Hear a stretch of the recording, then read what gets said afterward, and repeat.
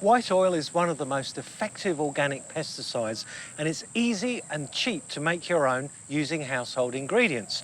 To make it, use 2 cups of sunflower oil, 1 cup of detergent, dishwashing detergent. This is concentrated white oil. Just mix it up like that. Now, don't forget to label the bottle. 1 tablespoonful of concentrate, you add that to 1 litre of water. Give it a good shake.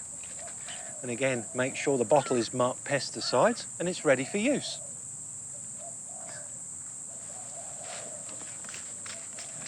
You use white oil to control sap-sucking pests, things like mealybug, aphid and scale. You apply it on woody plants, things like trees, shrubs, palms, bamboo and cycads. You apply it when it's nice and calm and overcast. Never apply white oil when the temperature is 30 degrees or more. And to apply it, once every 3 weeks, cover both sides of the leaves, cover all the stems, right the way down to the base of the trunk. Remember, this is a suffocant, not a poison, so pests will never evolve a resistance to white oil. It's a great organic remedy.